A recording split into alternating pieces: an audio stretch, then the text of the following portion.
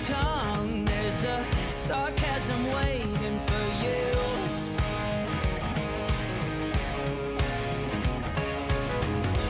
I'm willing to trade my soul for a bit of your charm.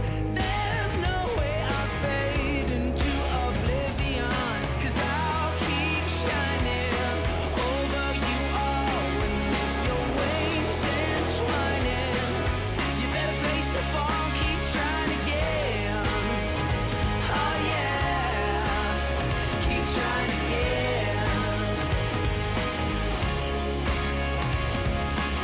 There's mud on the floor, desperate people trying to get through the door, although the room's already crowded. But I'll keep shining over you all.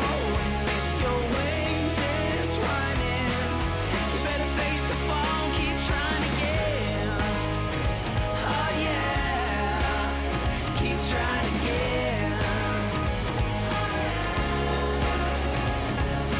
Zeros, everybody's trying to be heroes, when all they have to say to be okay is I don't know.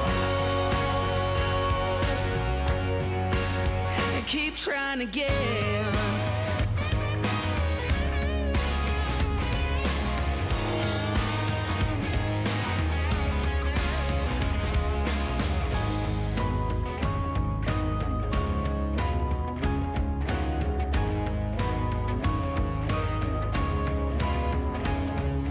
I'll keep shining over you all. With your wings entwining, you better face the fall. Zero, everybody's trying to be heroes, when all they have to say to be okay is I don't know. Are you okay? I'm not that sure.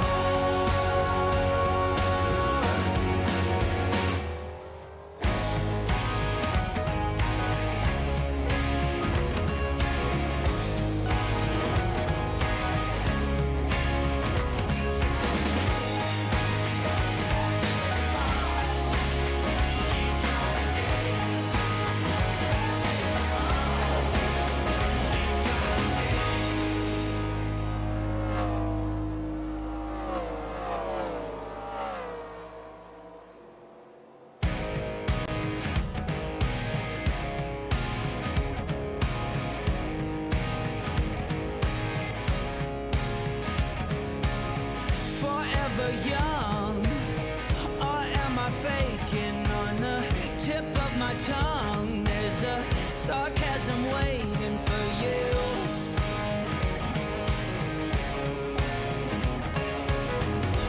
I'm willing to trade my soul for a bit of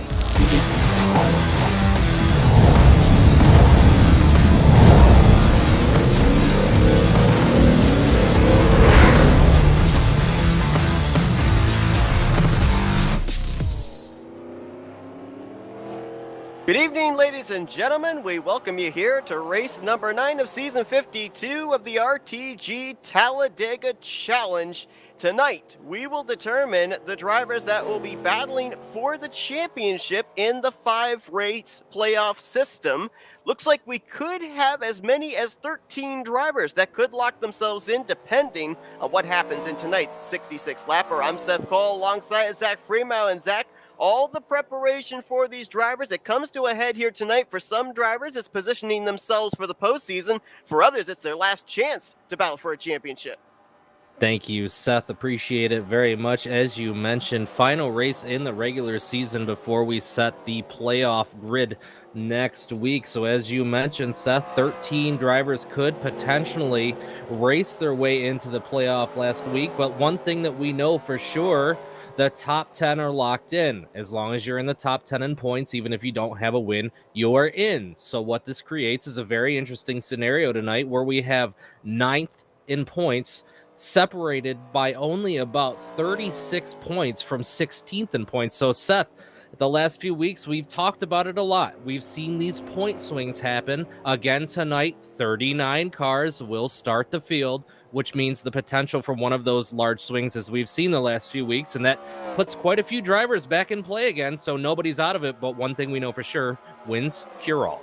Yes, absolutely. I mean, drivers right now that are either inside the 10th through 20th position in points or maybe just outside of the top 20 in points, if they win here tonight and point their way into the top 20 in the standings, no questions asked, they're battling for the championship. And the most points a driver can gain here tonight, if they lead a lap, lead the most laps, and win tonight's race, is 48 points. And you mentioned it's in the 30s as far as the separation there from the cut line down to around the 20th position in the standings. So a lot of drivers, they still have playoff hopes alive here in the regular season finale. Absolutely, and we've seen the last few weeks, once again, Talladega, and the way that super speedway racing happens, has claimed many drivers early on in these races. Last week, we saw multiple incidents involving 5 or more cars out on the racetrack, and it was one of those caution fests that we don't traditionally see with the caliber of drivers that we have on this starting grid, Seth, but it's just another one of those unknown factors that we're going to have to keep an eye out for. Pretty soon, towards the end of this race, strategy is going to turn to desperation. So I think we are going to see some late race yellows, drivers trying their last-ditch effort to get into the playoffs. Now, most of this season, we've talked to drivers that are outside of the top 10, trying to point their way in. Last week, we kind of broke that tradition, talking with Jeff Crivello, who's trying to remain in the top 10. And we're going to continue that trend here tonight and talk to the driver that comes into tonight's race only 8 points ahead of the cut line, 9th in the overall stands, and still looking for his first win on the season. And that's Mr. Bernie Mobbs. Hey, Bernie, it's Zach and Seth up here in the booth. You got us? Yes, I do. How's it going? All right, well, man, we know you've been close to picking up a victory this season, but right now it's looking like you're in good position to point your way in. However, as we know, Talladega's so unpredictable, and only 8 points stand between you and that critical 10th position in the standings. So what is the strategy tonight for that 90 machine? Well, best thing for me is to try and stay out of trouble, try to stay near the front, and hope everything goes well. I just got to finish good tonight. A win would be great, but I'm not going to push it. Hey, Bernie, it's Zach up here in the booth. Hey, man, at this point last season, in season number 51, you knew that you were set and you were essentially locked into the playoffs. Now, this season, 52, has been a little bit different for you. We've seen you plagued with multiple internet sort of connection issues that have marred you to the back middle of the pack, and sometimes when you find yourself in those positions, you find yourself a little bit of trouble. So how is your mentality tonight different than what it was going into the final race of the regular season last year? Or last season, rather. Well, it's quite a bit more stressful. I know I've just got to perform good and hope my internet holds up for starters, but I'm looking forward to it. All right, Bernie, well, best of luck to you. We look forward to seeing if you can make it into the playoffs for the second straight season. Maybe we'll see you in Victory Lane to finish out this regular season as well. Best of luck to you. Well, thanks a lot, and enjoy the race. Bernie Mobbs does have a little bit of a cushion coming into tonight. A couple of storylines coming into this regular season finale. Chris Elliott, who came into this race in that critical 10th position in the standings, is not in tonight's field. He's enjoying vacation out at Nag's Head in the Outer Banks, and so he will be dropping out of the top 10 in points here tonight. So that, again, gives a little bit of alleviation to Bernie Mobbs' situation. Another driver that looked like he was pretty well set to make it into the playoffs and gain quite a bit of playoff points, bonus points, was Chuck Mcclure. Now, he's already got a win. He's already locked in, but last week apparently was involved in a wreck, should have claimed it, did not, and got penalized, lost a number of points and a number of spots in the standings, comes in 8th in the standings. So Chuck Mcclure, who might have had a pretty good looking slot in the reformatted playoff points, now trying to play a little bit of catch up. Well, fortunately for Chuck, Chuck did catch a win earlier on this season, so he knows and we know that he's locked into the playoffs. So probably his best bet is to just try to keep it clean and green. Now, you also mentioned Chris Elliott being out tonight. That also starts up a kind of interesting storyline, Seth, being as how Chris Elliott was by point standings that last driver on that cut line. Now, we know 11th in points is Billy Ellisor. He already has a win, so he's locked in. So right now, that cut line is right down around where you would look and see about 12th, where Jerm Lewis sits right now. So it kind of changes the strategy up for some of those guys that were kind of having to worry about getting by that 9 car, because we know that 9 car has been stout. He's been good all season long, led the points earlier this season, but we'll have to see how it goes. Seth, Bob Seminara, pole number 4. Yeah, you almost wonder if we had the 10-race regular season, if these two might have been tied with 5 apiece. Seminara picking up his 4th pole of the season to Despirito's 5. And Seminara will be leading us to the green. Of course, both the drivers on the front row locked into the playoffs through victory. Seminara once and Joe Despirito twice. Then you got Mark Paglia lined up in row 2 alongside the driver we just talked with, Bernie Mobbs. Row 3 will hold Bob Dixon and Grant Wesley, who definitely looks like he could be a driver already that would point his way in, just taking the green flag tonight. Of course, nothing is certain as of yet. Donnie Garrett and Jeremy Jeffries, they'll make up row 4. Billy Elliser and Jessica Shelton back in the field tonight. They're going to complete the top 10. Josh Metallic knows he's already locked in. He got the first checkered flag of the season. He'll start alongside of Tim Nosker in row 6, David Cannon and Ken Roberts in row 7. Row 8 will find Chris Emery, who's trying to point his way into the playoffs. Rodney Sullins will start to his outside. Wiley Coate, Dave Melson, Perry Bond, and Glenn Harris, they will complete the top 20. John Forgione, he's in the field tonight in the 95. He'll start 21st alongside of Jerm Lewis. Row 12 will find Sonny Tallman and Richard Martin. Jeff Crivello right now up in the top 10 in points. He's 25th on the starting grid alongside of Gary Hurst. Todd Mallory back for his second start of the season in row 14 with Bobby Farrell. And then the rest of the drivers that took time, row 15, Jim Black and Terry Bombard. Dante Ricky, who locked himself into the playoffs, potentially. We'll get to that in a moment. He's going to be in the 54 again here tonight on the inside of row 16 alongside of Chuck Mcclure, Jason Scheck, Cy Jones, Hank Middleton, John Godfrey, Brian Schilling, and Wayne Pribnow will bring up the rest of the field. 38 drivers scheduled to take the green flag here tonight in the regular season finale. Seth, the kids nowadays would say, I think there's going to be very little chill in this field tonight.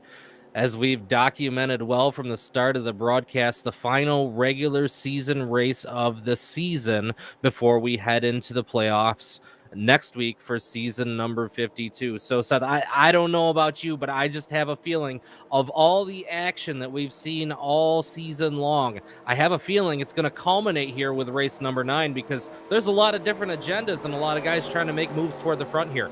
Absolutely. Different agendas are going to mean different drivers want the same piece of real estate. So we'll see how much room is going to be given here, especially in the early stages of this race. It's the Florida boys up front, Bob Seminara and Joe Despirito, who are both actually battling for the regular season championship as well. Despirito 24 points up on Seminara, so that regular season bonus point championship is not over yet, and that'll be decided tonight as well.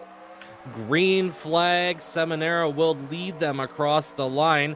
Looks as though at this point Seminara with about a half car length lead to the outside is Joe Despirito still in this week's number 24, looking just a little bit different. Got an updated livery on that, but Mark Paglia looking stout, giving a push to the 712 coming off of turn 2. A lot of drivers here tonight could be the proverbial X factors. Josh Metallic, I don't know if there was contact there, if he went down his own accord. I think there was contact. They let him back up onto the racing surface, but going back to my point, a lot of drivers cannot point or win their way into the playoffs here tonight. Paglia is one of those, so you wonder if someone might have approached him and said, hey, I got a shot at making it into the playoffs. Would you be willing to push me there? I bet you he'd be willing to push them there right up until that last lap, because just because he's down does not mean he's out of the race. And we all know how hungry all of these drivers are to get their names on one of these trophies here in the Tally Challenge. We start off lap number 2. Seminara still leading that low middle line. We see at this time the higher middle line being formed. It looks like Grant Wesley is going to be leading Jeremy Jeffries off of 2. Grant Wesley has been one of the most consistent drivers this season that has not been able to make it to victory lane. I've kind of been looking in his direction as maybe a driver to win here tonight, as he's trying to get as many bonus points as possible. I mentioned the fact that he is, at this point in time, looking like he is going to point his way into the playoffs. However, he's only about 30 points ahead of that 10th in the standings cut line. Absolutely. And right now we see Bernie Mobbs with that bit of that internet warp that we mentioned earlier on. He shuffles side to side just a bit through the trial oval. Doesn't look to be too bad at this point. But now Jess Shelton, she's going to be leading that upper middle line in the number 4. She had taken a couple weeks off, but she is back with us here again tonight. And we know how hungry she is to try to find victory lane here at Talladega.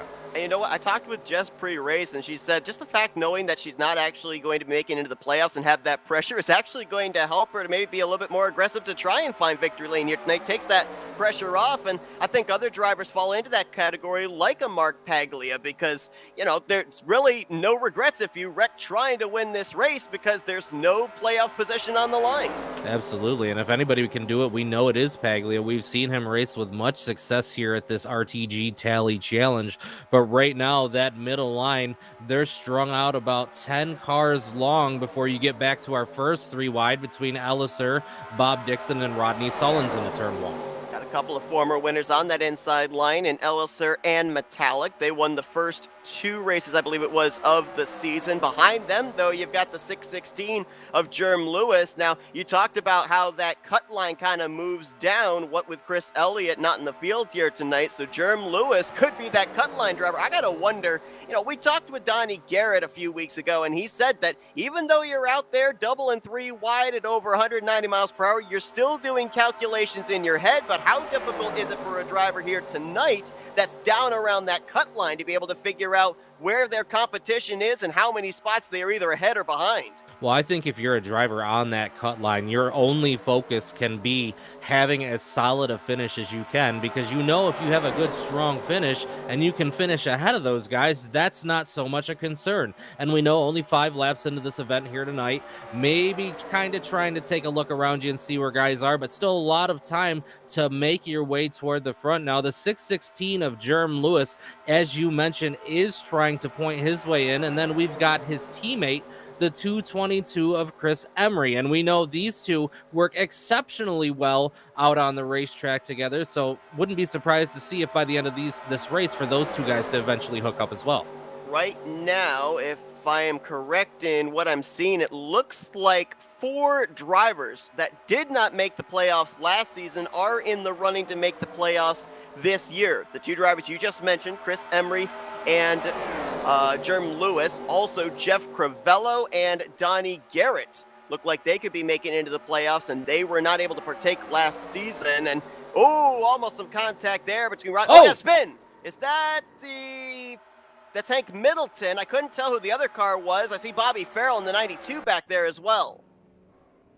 Yeah, that happened somewhere behind the 39 where we were looking. As the camera panned around, I saw the underside of one car up in the air. I see the 4 car. I see the 7 of Cy Jones. As you mentioned, Hank Middleton. I see the 00 of Pridnow. So lap number 6 at Talladega, we're going to have upwards of a 4 to 5 car incident at the exit of turn number 2 on the backstretch. Mcclure was facing the wrong way, and I think that the first car I saw out of shape might have been the 220 of Todd Mallory. As we'll go back and take a look at what happened. This was off turn number 2. This was around the area where they were racing 3 wide, several rows deep.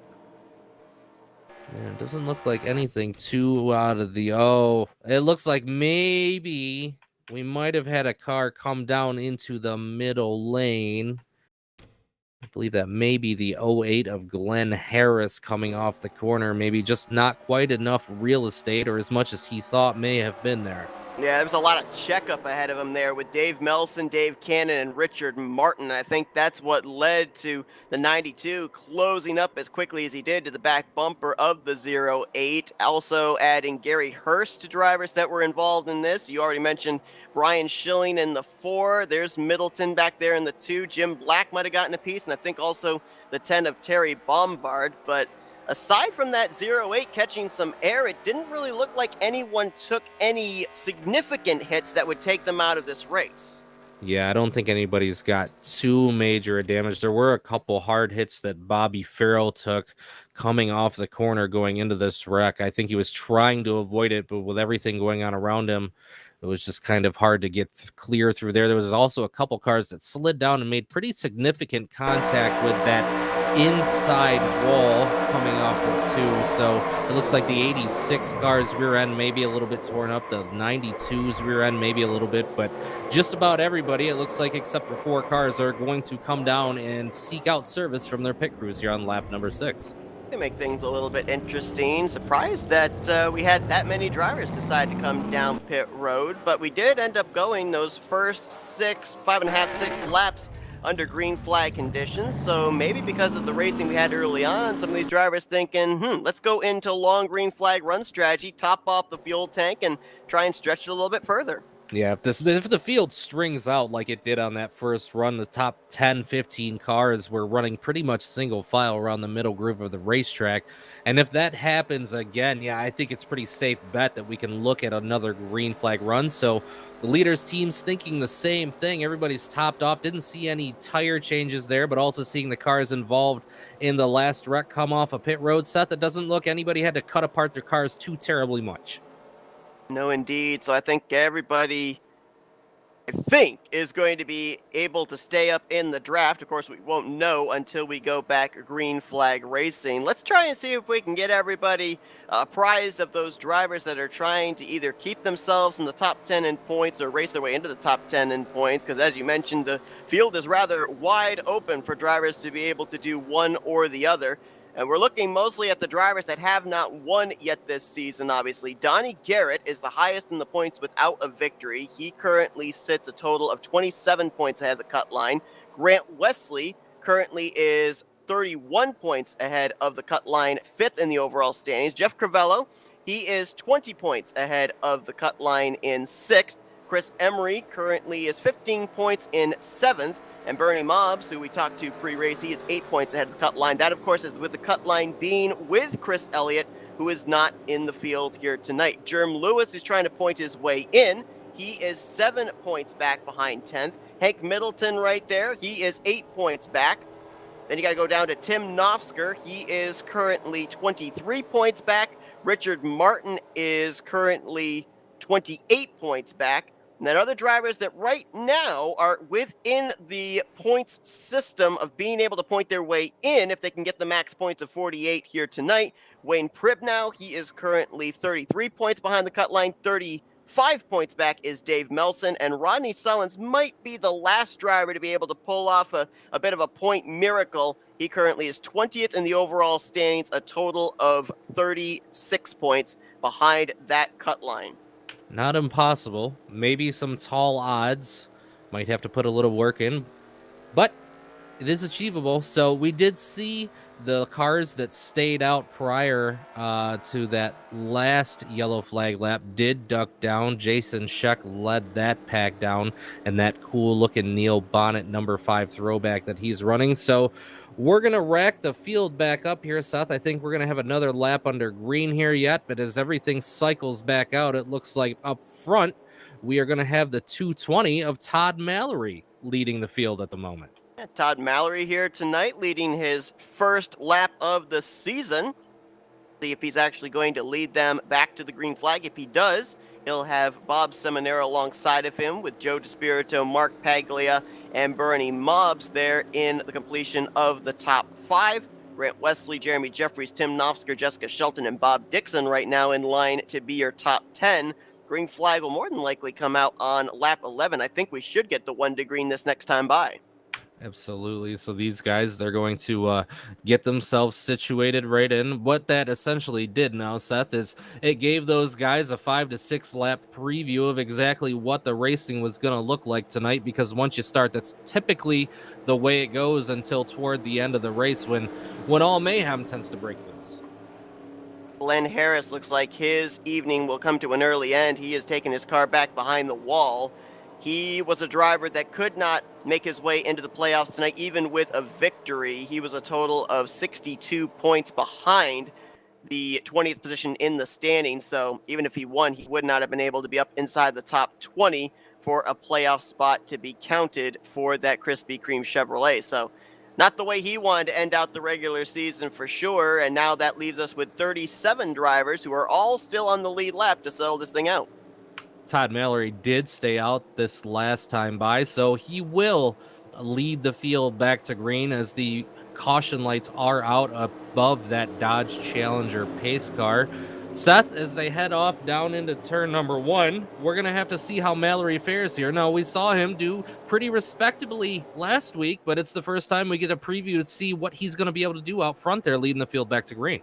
Yeah, definitely going to be some good experience for him, racing up against some guys that we're used to seeing at the front every single week. And with him being the control car, we'll see if he's going to be able to maybe make some alliances with maybe a Joe DeSpirito who's going to restart right behind him. Got a little piece of news coming into tonight that pertains to the rest of the season. Usually we get silly season news during the off season in between the seasons of the series, but tonight it was announced that Dante Ricci, we will not see him in his familiar bright yellow number 84 for the rest of the season. He will be piloting Robbie Nice's number 54, which is now a Ford, for the remainder of the playoffs. So be interesting to see how Dante's able to do. Remember when he filled in for Robbie Nice's 2 weeks ago, he finished second place, so he's pretty familiar with how that car handles. Absolutely. It's going to be good to see him behind the wheel of that 54. Again, Robbie has been out after he had some surgery. We have seen him around. He's tried to get a couple races in over the last couple weeks, but still kind of a struggle. Him and Sean Prime as well. He also had surgery, so he's been sitting on the sidelines a little bit. So we wish all those guys well, and we can't wait to see them back out here racing with us again as the pace car going to duck down onto pit lane. Cars head into the tri-oval. First restart of the night taking place on lap number 11 of 66, so 56 laps will remain when Todd Mallory gets us back under the green flag. Starting up a little high there in the middle groove, maybe trying to stifle the 712, getting a good restart as the green flag back in the air, and looks like Todd Mallory didn't get the best of a jump. Look at that top side, already lined up nose to tail, 3 cars back. Yeah, not sure if Mallory missed a shift or may have lost a gear there, but did not fire off at the start-finish line. Consequently, Bob Seminara was able to get by pretty quick, and that middle line is lined up pretty quick. Mallory all by himself as Jeremy Jeffries works to catch up to his back end about halfway down the backstretch. Bob Seminara last season was a 2-time winner heading into the playoffs. He's still looking for that second victory here in season 52. Looks back and sees the Ford of Mark Paglia looming large in his rearview mirror, followed by Grant Wesley and now Joe DeSpirito, who despite kind of getting stacked up there on that restart, was able to find his way up to the top side before they got to the exit of turn 2. We'll have to see if that bottom line can do anything. They've got 4 cars pretty tight together in the form of Mallory, Jeffries, Jessica Shelton, and the 55. But right now it looks like that middle line still with the advantage. Now Joe DeSpirito up alongside the 220 of Mallory coming off of turn number 2. But that middle line, that's just where the speed and momentum is right now. That bottom line starting to put it together, but they just don't quite have the speed that middle line has down into turn 3.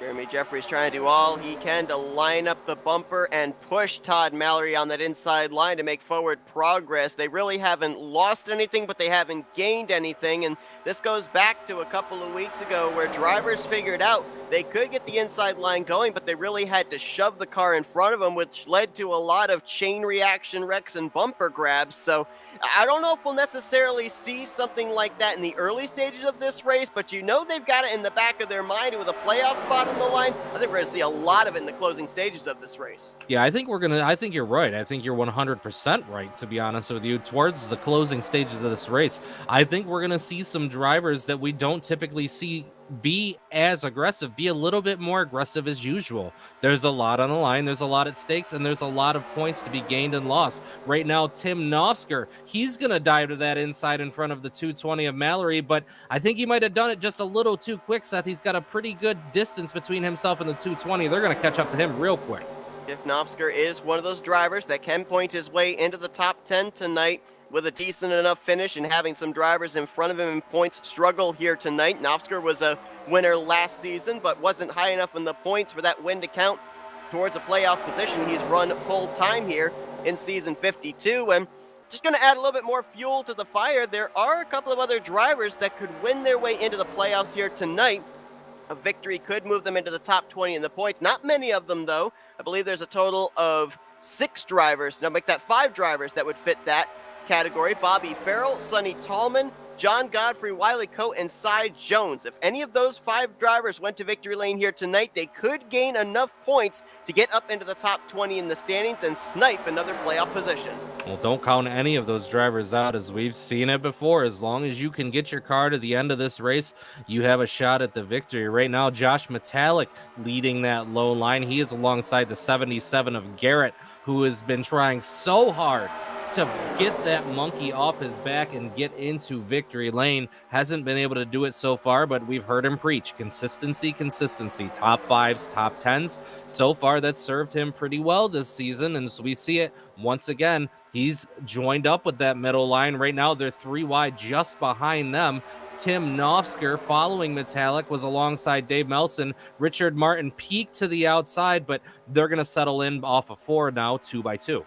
Dave Melson, Richard Martin, some other drivers that could easily win or point their way into the playoffs. And going back to your point about Donnie Garrett, yeah, he has been, as he puts it, top 5ing and top 10ing the field to death. He is the highest in points without a victory, and he told us the thing he wants to do right now is just make the playoffs. He was so gutted that he didn't make the playoffs last season. So if he can close out the deal here tonight, I think that's when we're going to start to see him maybe ramp up his decision for top 5s and top 10s and actually have it translate into looking for that win week after week. Yeah, and watch out for those 3 on that bottom right now. The Garrett machine, the 39 of Metallic, and the 088 of Nofsker.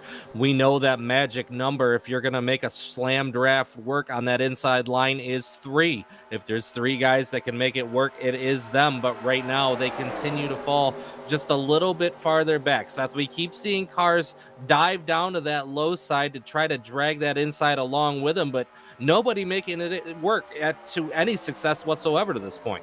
No, not yet. They've got the numbers down there. We've seen a lesser amount of drivers on the inside line, if they have a tight enough draft, be able to make forward progress. But right now, it just seems like these guys, they're willing to work with each other, but they're not willing to shove each other just yet. And, you know, you look at some of these guys that come into this race with, and I put this in quotes, nothing to lose, like a Billy Ellis or a Josh Metallic. You'd think they'd be a little bit more aggressive, but there's stuff on the line for these drivers that are already locked into the playoffs as well. The higher you finish in the overall point standings for the regular season determines how many bonus points you end up picking up for your seed in the playoff grid.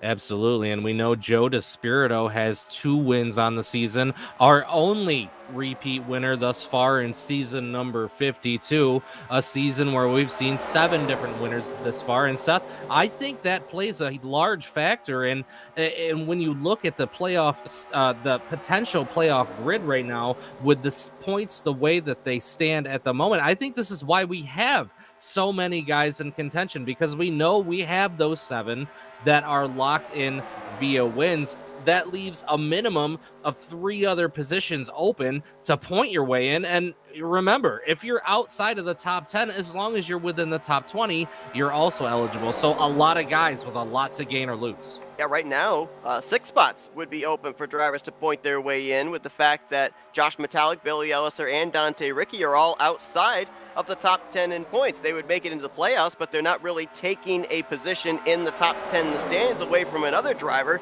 that could easily point their way in. And we had a little bit of a heart-stopping moment there as the race leader, Bob Seminara, had a tiny bit of side-by-side, and that's going to make drivers Mark Paglia, Grant Wesley think, do we want to stay riding behind this 712, or if that keeps up, do we actually want to make a move and hang them out to dry? Yeah, that'll make you think, definitely. And behind them, they're starting to get really racy. It's just those top 5 cars that are now single files. Garrett has worked his way to the inside of the 143 of Dixon. As they come into the tri-oval, it looks like those 3 cars, as we mentioned just a couple laps ago, are finally starting to make things work a little bit down there. They're starting to make just a little bit of ground. They'll now set their sights on the number 90 of Mobs. Now, keep an eye, Seth, because we see that 3rd line coming in, and we've seen this the last few weeks. Once that middle line starts to get consumed by the inside and outside, the tail car of that middle line falls back, and that's exactly what's happening with the 143 right now. Jeremy Jeffries leading that outside line. Jeffries 1 year ago was ineligible to make the playoffs, was too far down in the standings. As drivers starting to migrate down to the inside line, we might be thinking about coming to pit road here in a couple of laps, Zach, but Jeffries now a trip to victory lane this season. He's up there in the points. Looks like he will be in the playoff grid, but look at the driver he's starting to pull up alongside. That's the 90 of Bernie Mobbs. We talked about last week how it was the semifinals of the Tally Challenge Bracket Series. Well, the two finalists for the winner's bracket are Bernie Mobbs and Jeremy Jeffries, and they're only separated by about 3 positions. Well, you know, when you've got a playoff picture that you got to look at, that's the thing that you want to have your main focus on. But you know, right now, that 8 car, he's watching the back bumper of that number 90. Seth, these guys are starting to get really aggressive over the last lap and a half, more so than what I think I might have expected. Right now, Todd Mallory, I believe he's out of gas at the entrance of turn number 3. I think you're right. He did not come to pit road under our only caution up to this point, and that is going to come back to haunt him. We'll see if any of these drivers hit pit lane this lap. No, I think that maybe, if I'm reading this correctly, they're probably, a lot of these guys are going to have to come back down pit road this next time around. Yep, you see guys are starting to really make moves to get to that inside line. Those guys in the middle line, they're getting a little bit more uncomfortable. They're getting antsy. They want to get down there. I wouldn't be surprised to see the 712-88 jump down here relatively quickly down the back straightaway, because if it's not this time by, it's got to be next time by. And Seth, hold on, because we've seen what happens when we bring large groups of cars down into the pits at speed. Pit road has played a factor several weeks this season into who's going to be the one to go to victory lane. It could play a major part tonight into who's going to be advancing into the playoffs and who will not, as Donnie Garrett, I thought he might be the first one to duck onto pit road, as he's been pretty committed to that inside line, but nope, for the moment, all the race leaders are going to stay out at least one more lap. Yeah, my gut tells me 1, maybe 2 more laps before we'll see the entirety of the field in. But right now, we just saw Jeffries dive to that inside line in front of Garrett. Not sure if that's to try to get a run and make a little bit more time up and gain position, or if it is, just as we mentioned, positioning himself for pit stops. Right now, that middle line being led by Seminara, they don't look like they're in any rush to get down to the low line. Couple of times this season we've had incidents coming onto pit road that have not brought out the yellow flags. Those drivers have to keep that in mind as well, because if you end up having an issue here, there may not be a caution to save you, at least at that point in time, as another lap they will take around Talladega, about to complete lap 23. We're already a third of the way through this race. With the number of wrecks that we've had in the last couple of weeks, this race has seemed to fly by. It has. It's gone by really quick, but keep an eye out. As we've mentioned, these green flag pit stops have wreaked havoc on these fields throughout season number 52. When they get a really good run in and they don't have to have, any big pileups or yellow flags, and they're stuck pitting under yellow, we see large groups of cars come in at one time. And Seth, this next time by, I'm telling you, we're going to see at least a car. I wouldn't be at all surprised to see that 088 dive down, as we've seen him in the past strategically try to pit before the rest of the field. We are double wide all the way back through the field. How in the world do you get yourself organized if everybody has to come down pit road on the same lap? I mean, we could end up seeing 3 and 4 wide formations coming onto pit lane entry. Absolutely, and if these guys are starting to try to get in the lines to get onto pit road, they're definitely not showing it. About mid-pack, they're 3 wide. All in front of them are 2 by 2 by 2 by 2. Now, Grant Wesley, he's leading that middle line. He had a really good run on Seminara coming through the trial, but it looks like he's going to get that big run down into 3 again. Got a third line forming up there. That is Brian Schilling, Jason Scheck, and I believe the car behind them was, I think it might have possibly been the 10 of Terry Bombard. It was. He's got Rodney Sullins and Ken Roberts up there with him as well, and we still will actually race around another lap. So I guess my calculations were off. I thought these drivers would be coming down at least here in the last 2 laps, but no, apparently they can go a little bit further. We did restart back on, I think it was lap 10. So yeah, actually these guys might be able to go another 2 or 3 laps. So that's my mistake on the mathematical error. Well, these guys out on the racetrack, they don't even appear to be too worried about it right now, as we are now 2 and 3 wide. 3 wide has now gotten up to the 4th row. We'll see Metallic, Paglia, and Shelton making moves in that 3rd line, heading off into the 3rd turn. Right now, you got a couple of Mustangs lined up on the top line. Camaro's in the middle. Camaro's on the bottom. And to your point, closing in on green flag pit stops, we might be 3 abreast for the race lead by the time these groups get over into the entrance of turn number 1. A couple of drivers have lost the draft. We're starting to see the effects of our only caution of the evening. Looks like Gary Hurst and Bobby Farrell, they are damaged and off the pace. Todd Mallory, having to duck to pit lane there out of fuel, has lost 2 laps. He is back on the racing surface, and Jim Black is going to join Glenn Harris in the garage area. He'll finish 37th here tonight. I'm telling you what, Seth, don't sleep on that 94 car. That third line running exceptionally well up there with Schilling pushing Shelton. They have now bypassed the 88 of Wesley, so that middle line is just kind of stuck there. They're not making any ground as it's now the middle line being led by, or the bottom line being led by Seminara off 4. Top 3 on the inside line are going to clear single file out in front, leaving them 3 wide for 4th. Wesley in the middle, Shelton on the top side, Metallic on the inside. He'll now forge ahead and take the 4th position for himself. Tim Nofsker now left on the inside of the 3 wide formation. Yep, and I think this is where these guys are trying to get into that bottom line. Last time by, Bob Dixon came in all by himself. Seth, that might have actually been the move of the race right there, depending on what we see happen and transpire off of turn number 4. Yeah, usually Bob Dixon is the trendsetter of when drivers are going to come to pit lane. Usually comes down pit road either a lap or 2 sooner than the rest of the field. Must like to have a nice clean pit road all to himself. And here we go. Watch these race leaders, because I think you're going to have just about all of them duck onto pit lane. Oh man, that is a lot of cars so far. Everybody clean and green. Seth, that entire first group makes it on a pit road completely. Wow, clean is a hard word.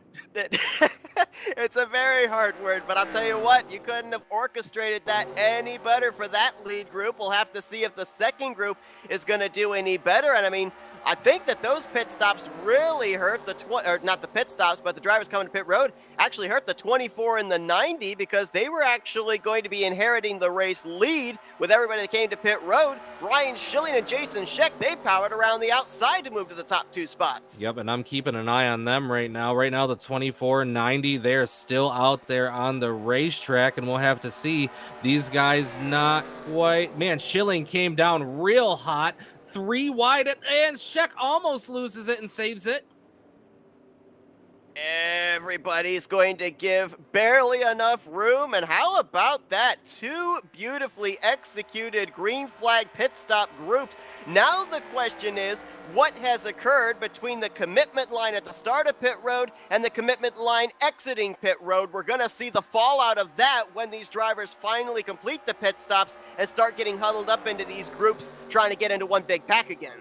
Man, my gut tells me we might see a couple speeding penalties. That last round of guys that came into the pits, there was a couple of them that went out and touched the grass. We know that is typically a penalty, but right now, Jeremy Jeffries, he's going to lead the charge through the tri-oval. Seth, these green flag pit stops have certainly split things up, as we see now only about 10 cars from about turn 1 back to the start-finish line, pretty far away from each other still. Right now, you've got a group of 3 of Jeffries, Metallic, and Nofsker. Looks like they will move out to 1st, 2nd, and 3rd. Then you got a second group of 3 that are actually reeling them in. Grant Wesley, Bob Seminara, and Donnie Garrett. Then they'll be hooking up, I believe, Joe DeSpirito and Brian Schilling. Then it's kind of anyone's guess from there on back as to who's going to be where when these guys catch up to that top 6 or 7 drivers. Man, Seminara with a really, really bad side warp going on there in between 3 and 4. He's going to duck out just a little bit. Looks to have stabilized itself out. But Seth, as everybody made their way out of the pits around turns 1 and 2 and down the back straightaway, I think we had about 3/4 of the field completely strung out across the entire length of the Talladega Superstretch. Trying to look and see any drivers that might have had difficulty with pit road. Looks like 2 drivers in particular. Richard Martin in the 43. He has fallen a long ways back from the lead group. Same for David Cannon in that Sam's Club number 3. He's about 40 seconds behind the race leaders. Now, I don't know if that translated into an issue while on pit road or possibly missing the commitment line going off of the racing surface into the grass and translating into a 30-second penalty. But the long and the short of it is those are two drivers that are lobbying for a caution flag here. Absolutely. Cannon now just exiting the trial as we see Jeffries and company come across the start-finish line. So it's only going to be a matter of about a lap before they have overtaken that 003 machine. Right now, Chuck Mcclure leading the 5-car second pack that's trying to chase down these top 6, and it looks like they're actually making time down the backstretch. Another driver that appeared to struggle with pit road, and this may be prevalent to the playoffs, Jerm Lewis in the 616. Right now, he has cycled around to the 31st position, nearly 30 seconds behind the race leader. And why that's important is he was the cut line driver pretty much heading into tonight, 1 point over Hank Middleton, who has cycled around to the 13th spot. Yeah, Hank Middleton has recovered nicely since he was involved in that first incident. Right now, he's kind of stuck back there with that third or fourth group, but that is a large group of cars. So now our first group is 6 cars. Our second group is 5 cars, and then we look just a little bit farther back than that. There's a 4-car draft and then a whole giant line of cars coming, Seth. So I think it's relatively safe to say, as long as these guys don't take each other out and they can play nicely in single file, by the time we get to the next round of pit stops, I think we're going to see the whole field bunched up again. Looking to see in terms of lap times, it looks like the first group, actually, I'm sorry, make that the second group, led by Chuck Mcclure. They're actually laying down the best lap times right now. The fourth group is laying down the second fastest lap times, and then the lead group is actually putting down the third fastest lap times, so they are losing ground at least to that second group of cars. Yeah, and that big group that I was just talking about, they got 2 and 3 wide. They are doing nothing to help their own cause right now, as they are going to fall just a little bit farther back. So let's look back up towards the front of the pack. The second group did indeed catch that first group, so now you've got a 10-car lead draft. Mark Paglia trying to maintain the draft behind the 24 of Despirito. Jeremy Jeffries feeling pretty comfortable out front, coming off of turn 4 with help from Metallic behind him. Take a look at the drivers you have up in this lead group, 11 of them in total. Jeffries has locked himself in with a win. Metallic has done the same. Bob Seminara, Chuck Mcclure, and Dante Ricci, as well as Joe Despirito. They're already locked into the playoffs. Wesley and Donnie Garrett look like they're going to easily be able to at least point their way in. Your wild card drivers right now, Tim Nofsker, who could either point or win his way into the playoffs. And then you got Jessica Shelton and Mark Paglia, who, again, as we said at the top of the race, could be the X factors into help pushing somebody to a victory. Well, and the funny part about that is we mentioned Nofsker, Paglia, and Shelton as the 3 kind of unknowns in this, but the fact of the matter is we know all 3 of these drivers well capable of getting up there and contending for a win. Jess Shelton finished 4th in the final playoff standings last year. Paglia was also in the playoffs last year. Nofsker just missed it, but it looks as though this season, as long as he keeps this run going tonight, he likely will find himself into the playoffs. So we'll have to see the way that it plays out. Nofsker, of course, as we've mentioned week in and week out, did get that victory in week number 2 of the season, but it was taken away and awarded to Billy Elliser after an incident coming to the checkered flag. So can't count any of these drivers out. Little coincidence that the ones that we see the farthest up in points are the ones farthest up on the racetrack right now. The drivers that we might have to keep an eye on right now, we talked about Hank Middleton and Jerm Lewis battling for that final playoff position as far as pointing your way into the top 10.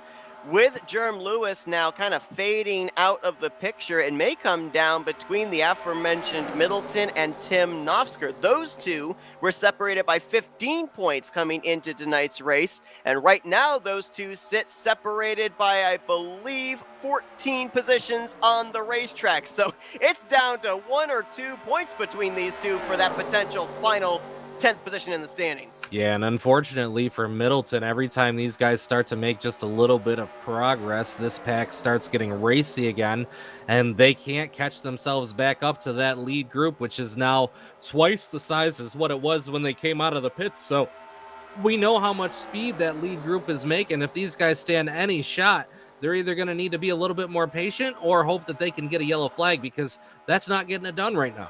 Now, neither Knopfsker nor Middleton have led a lap here tonight. That would have been a valuable bonus point for either driver's case. As see some more drivers being reeled in by the race leaders. That's Richard Martin, and I believe that is Jerm Lewis in the 616 as well. So if he gets put a lap down, he's obviously going to still be wanting to caution, as two drivers get the lucky dog when a caution comes out. We have had another driver that has gone back behind the wall, and that will be Jason Scheck. He just went to the garage area 2 laps ago. Will finish 36th here tonight. And looking at the telemetry, that second group, while they were slowly gaining an advantage just after the green flag pit stops, they are now losing this lead group of 11 cars anywhere from 2 to 4/10 of a second a lap. Yeah, they've just been too racy back there, and I can understand being impatient. You see those cars getting smaller and smaller out your windshield, but you just got to be patient and push each other and work together to get back up there. And unfortunately, that group just wasn't able to do that. So this lead pack continues to pull away as we now work on to lap number 38. As you mentioned, Jerm Lewis is now going to find himself a lap down. So the luck that he didn't want to see tonight, Seth, is the luck that he's had so far. He's really got to hope for a caution himself to get a lucky dog. Absolutely. He's still got time. We have reached the halfway point. When they come around this next time to complete lap 39, we'll have 27 laps still remaining, and still at least one more trip to pit road scheduled for all of these drivers. They did a masterful job with those two groups of getting onto pit lane without any incident. It's going to be a little bit easier, I would assume, with having lesser cars in these respective packs, but then again, it's Talladega. You can't really take anything for granted. Absolutely. And if the math that I'm doing in my head is estimate to when they last pitted, I think they should be set, as long as we were to remain green, set to make it on just one more pit stop, top off the gas tank one more time and bring it on home. So anywhere from about 9 laps or so from now would put them in that window where they would be all set to make it to the end. Driver back here in this second group is the 90 of Bernie Mobbs, and we talked about his situation coming into tonight where he was only 8 points ahead of 10th in the standings, Chris Elliott. Now, if we're looking at the driver that currently would be in the 10th position now, which would be Hank Middleton, the gap between Mobbs and Middleton, that was a little bit more comfort zone, 16 points between them, and right now, Bernie Mobbs is running just behind Hank Middleton. So I think at this point in time, if you're Bernie Mobbs, you're just kind of gauging where you are in relation to the two machine.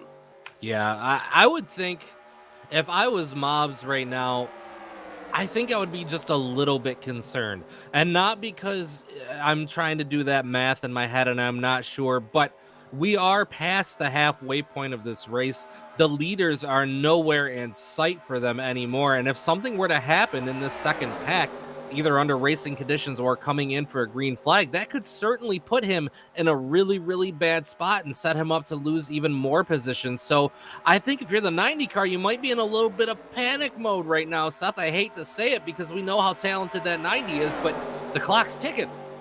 Definitely is. You saw that second group was actually lined up single file now, but even that is not helping them to reel in this top pack. Your race leader, Jeremy Jeffries, laid down a 48.088. The leader of that second group, Ken Roberts, put down a 48.194. So there's still about 1.5 to 2/10 difference between Group 1 and Group 2.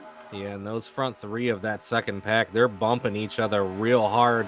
Melson gave the Roberts machine an absolute shot coming off of turn number 2. I was impressed that Roberts was able to maintain control of it, but it's not lack of effort at this point. These boys are pushing as absolutely hard as they can, but those leaders, man, it's hard to match those lap times. You know, Seminara and Despirito, we talk about them week after week because they claim all these poles, but when you can translate that to race day speed as well, man, I tell you what, it makes all the difference in the world.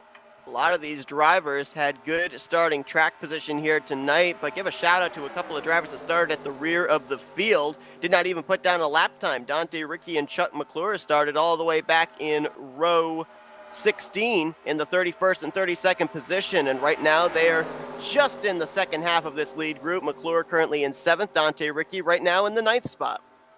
And when you talk about the differences in speed between these two packs, Jeremy Jeffries is going to lead the field across the line. That time by 48.079 seconds. And we go back to look at the Ken Roberts machine, 48.285 seconds. So, like you said, Seth, a whole 0.2 of a second off of that lead pace. I got to imagine if you're toward the back of this pack, not only is it absolute torture for you to be running single file and not really racing, you're losing ground at the same time. Yeah, and it's out of your control because you're basically relying on everybody else to help get you up to this lead group. And the only thing that really can save you is a caution. You'd love to see it fly, but you don't want to be the caution yourself. And with these guys all strung out single file, the likelihood of a caution coming out, the odds kind of get a little bit slimmer. This is also going to be a not so good thing for Jerm Lewis because now there's going to be more drivers put a lap down. He was in the first lucky dog position, but now they're going to get around Cy Jones as well as Wayne Pribnow, I believe that is, and Gary Hurst. I'm sorry, that's Bobby Farrell rather, and Gary Hurst. And so now that 616 going to have to battle with a few other drivers to remain in a lucky dog spot should we get a yellow flag. He does have to battle with a few other drivers, but also remember, he has a tremendous advantage over those cars that they're putting a lap down right now because those lappers are not up to the same pace as what the lead cars are. Jerm Lewis, however, in the 616 car, he is. So that gives a big advantage. And right now you see he is the last car that's securely in single file line there behind Paglia, and those other four cars, they're going to have to kind of get their stuff together to get back up to his back bumper to start even thinking about being able to race him.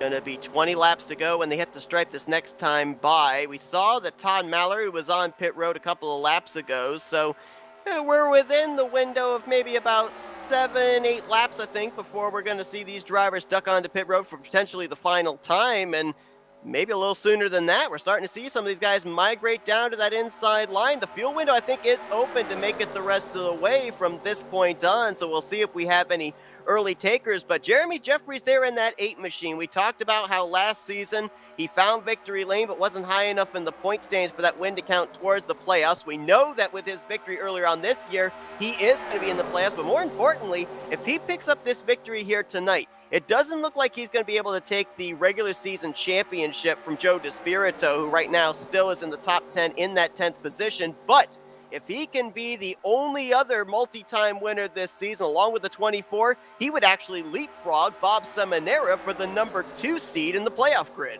Yeah, don't count out that number 8 machine. Jeffries has had an absolutely tremendous season number 2 across all the series here at Rolling Thunder Gaming. As you documented, he did pick up a win earlier this season. He also picked up a win last season. So we know that he's competitive. We know that he's fast. And if there's any season that Jeremy Jeffries is feeling pretty good about right now, it's indeed the season number 52. So within the next couple laps, we know these guys will be ducking down to come in and take their final stop of the day. We'll have to see how it shuffles out off of pit road as well.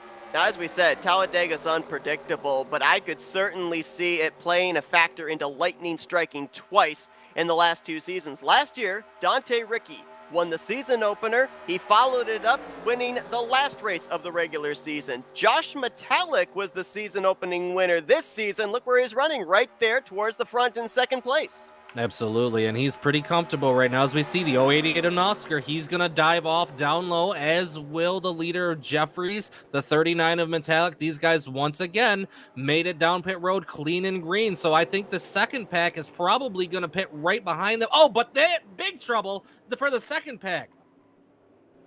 And coming back up the track. Oh, I think the caution's going to fly for this. No, not yet. Dave Melson and Chris Emery have had some issues getting onto pit lane. There was another car that was up on the racing surface. I couldn't tell who that was. I thought with oncoming traffic we might have the yellow flag fly, but we did not. It looked like that was the 055 of Roberts. He did not, however, come to a complete stop, kept it moving before other traffic came around. So we are still clean and green. A huge break for this first pack onto pit road, but for the second pack, not so much, as they all race down pit lane. And now that's really broken up the lead group that would have inherited the race lead. Sonny Tallman, Bernie Mobbs, they're going to come down all by their lonesome.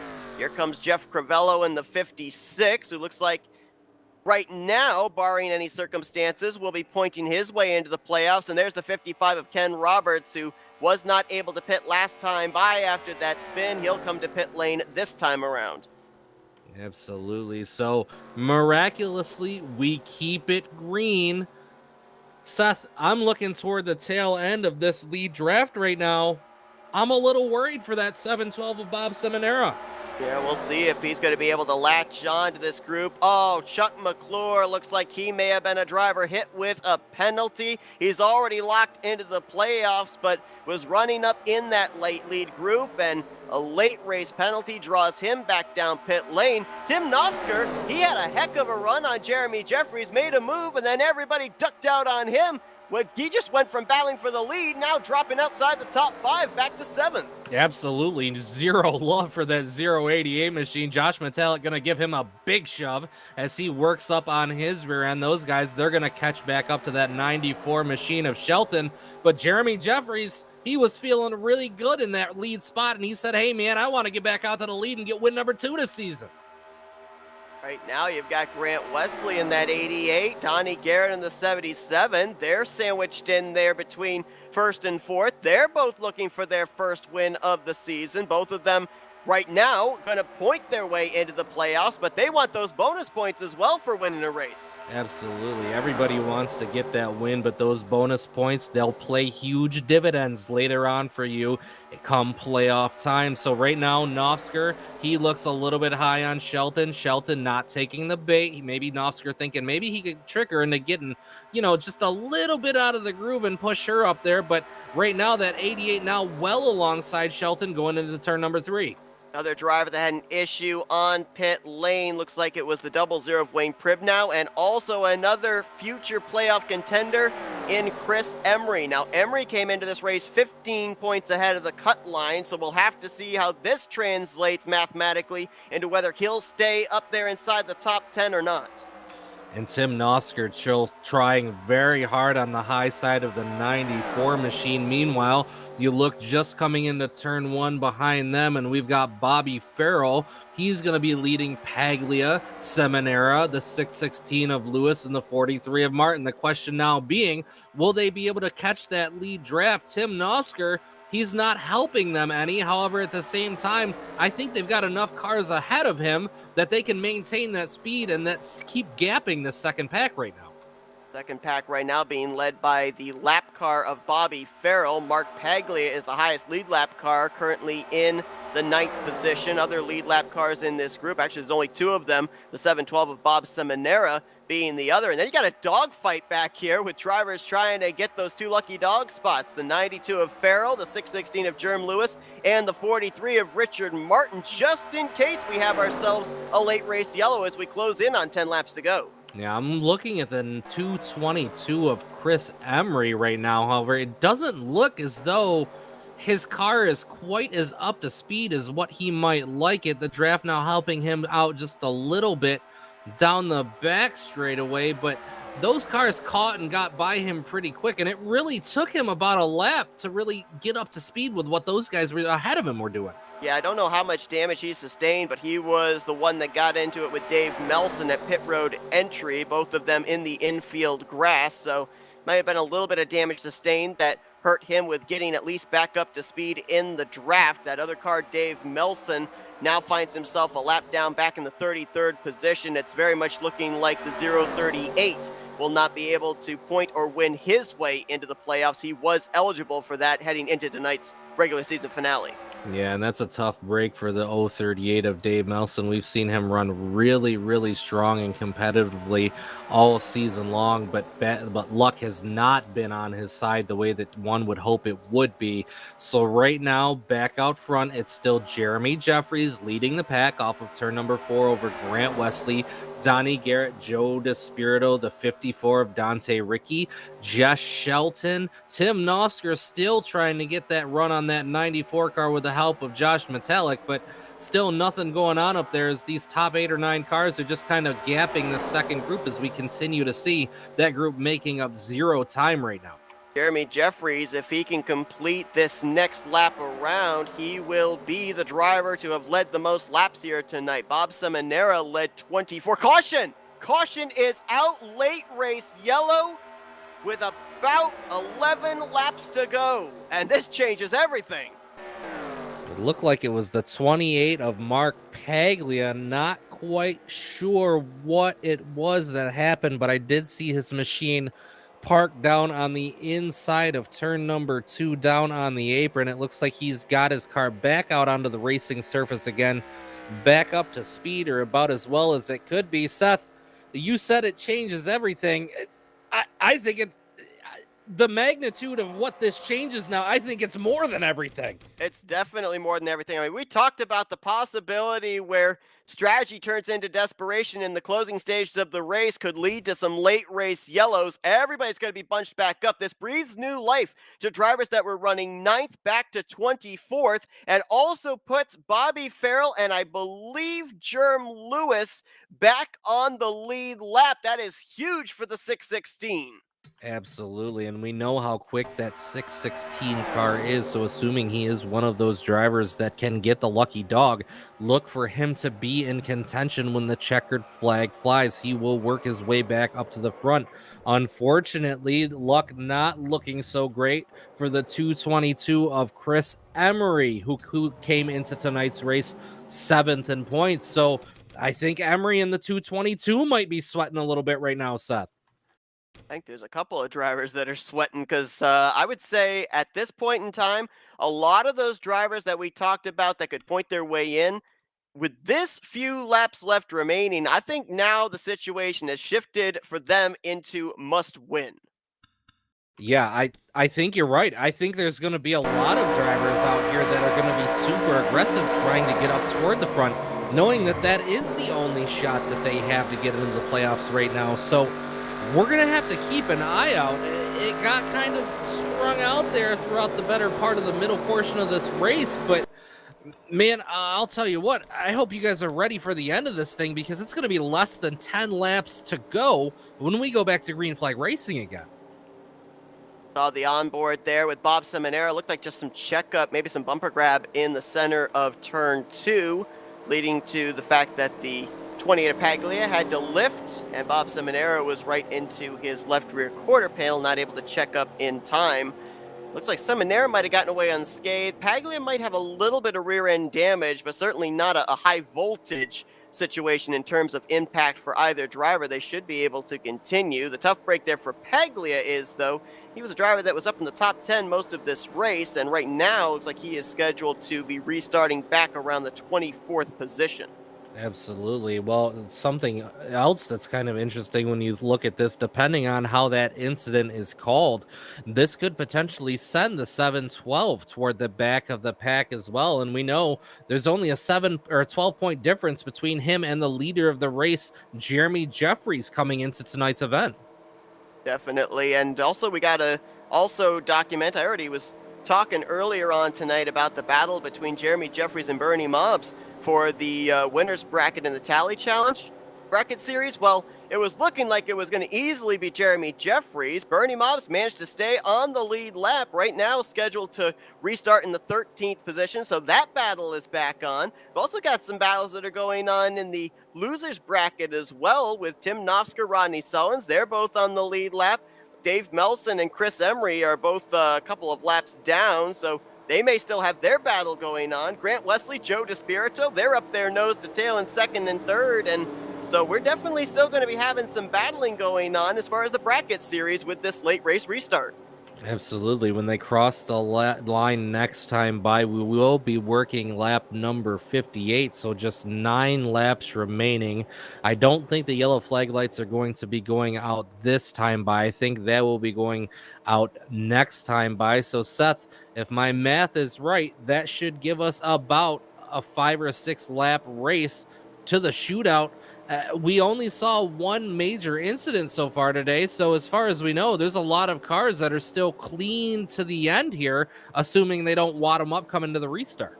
I'm going to throw out another scenario here too, because there is every possibility that we could end up having another caution come out, and it would come out somewhere around the point of no return, if you will, where this race would end under the yellow flag conditions. Remember the new ruling that was put in place here at the beginning of the season, where if you ended up causing a wreck that ended the race under yellow flag, you start next week's race already with a strike. Can you imagine a playoff contender advancing into the postseason, but maybe heading into that first playoff race already with one strike? I mean, does that maybe quell how aggressive these playoff drivers that right now are either winning their way in, locked in that way, or look pretty good to point their way in? Does that discourage them just a little bit with how aggressive they'd be on this final restart, potentially? I don't think we've talked to a single driver throughout the course of this season since that rule has been put in effect that has said that has crossed their mind in the closing stages of the race. So I don't think so. I think more than anything, more than having a start next week with a strike on you, I would be more concerned about the positions that you would lose in tonight's race were you to bring out the final caution of the night, because you would, by ruling, have to go to the back of the pack for being involved in that incident. So if you're a car up toward the front right now that's, really concerned about your points, if you cause an incident and go to the back, that could be a big point swing over the course of about a half a lap. So it's something drivers will definitely have to keep in mind, but I think their desire to win is going to outweigh their desire to not wreck their fellow competitors. Well, I can't blame them for forgetting that rule, because I actually forgot another of their rules here. I forgot the fact that with 10 to go or less, it is race back to the line. On my telemetry, it had Bobby Farrell and Jerm Lewis as the top two highest that were a lap down, but with the racing back, it was Bobby Farrell and Richard Martin. So they will go around, get their laps back. Jerm Lewis will still remain -1. Oof. That is going to be a huge hit for that 616 car, and just really unfortunate timing on that. As you mentioned, Seth, those lucky dogs will make their way around, lights out atop the Dodge Challenger pace car. So when we come back to the green flag, we will have 7 laps to race it out to the finish. So now with cars that we do have confirmed a lap or more down, we know that the latest a yellow flag can come out would be lap number 5 for us, or with 5 to go, for us to race back to the checkered flag. If a yellow flag comes out under 5 to go, Seth, that's going to be all she wrote for the night. And obviously, we also have to put out the caveat. We're going to do our best here tonight to give you guys what the playoff grid's going to look like heading into next week, but until we get the official word, after everything is reviewed within the next 24 hours, nothing is going to be official yet. It will all be unofficial. Right now, as things stand, as we get ready for this final restart, the 2 drivers in trouble that could maybe fall out of the top 10 in points are the 2 teammates of Chris Emery and Jerm Lewis. The 2 drivers that could capitalize and work their way up into the top 10 would be Tim Nofsker and Hank Middleton. But again, even though we're coming back to this green flag with a total of 7 laps to go, it may seem like it's a minuscule amount of laps, but it's a long ways around this 2.66 mile super speedway, so a lot can still happen between now and the checkered flag. Absolutely. Bob Seminara down to the apron of the racetrack off of turn number 4. He is in big trouble. He was blinking and warping the entirety of turns number 3 and 4. It looks to have stabilized for the moment. He will slide back up in line, but just another thing for us to keep an eye out on. Dodge Challenger pace car down pit road. It's going to be Jeffries leading them painfully slowly through the tri-oval. Let's see if they can finish these final 7 laps under green flag conditions. Chevy bow ties in the first 2 rows, then some Mustangs in row 3. Green flag back in the air. Both the leaders, the front row, get pretty even restarts heading for turn 1. Great restarts, you might say, side by side heading off into turn number 1. Look out down low, Jeremy Jeffries, on your back bumper. You've got multi-time winner, the only repeat winner here in season 52, Joe DeSpirito. Jeffries going to slide up in front of the 88 of Wesley. Dante Ricky now giving a big push to Despirito at the end of turn of the backstretch. Lining up that Mustang front bumper with the Camaro rear bumper of the 24. The multi-time winner Despirito and last week's winner Dante Ricky trying to forge ahead to the top position. Joe Despirito looking for his season-leading third win of the season, a driver who last year at this point had a 0 in the win column. 6 laps remaining this time by Joe Despirito, knows how to get it done. He's found victory lane here in the Tally Challenge multiple times over the past 3 seasons, 2 championships, gunning for a 3rd in a row.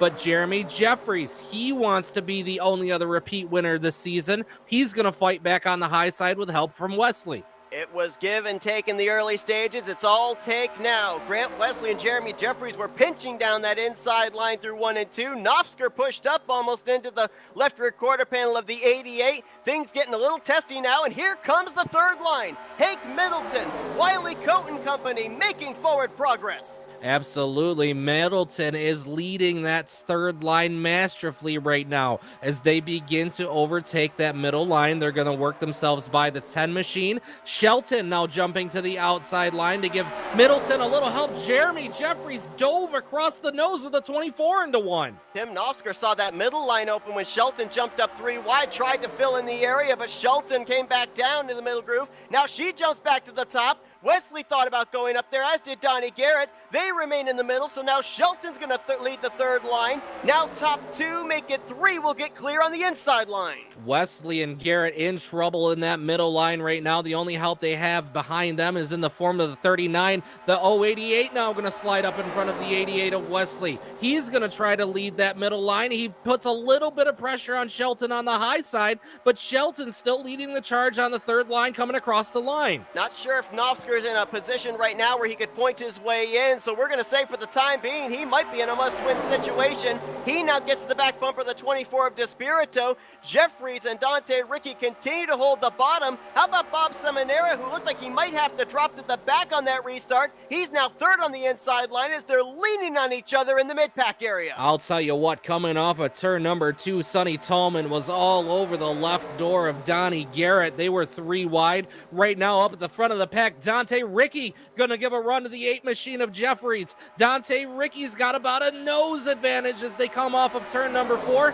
Jess Shelton now working along the outside of Despirito, looking to Jeremy Jeffries' right rear quarter panel through the tri-oval. That third line got stalled out for a brief moment. They've reformed and they are moving to the front. Shelton just barely going to lose out on leading that lap. Ricky's Ford Mustang nose just edge ahead, but Shelton might have the advantage. She's got the numbers up in that third groove coming off of turn 2.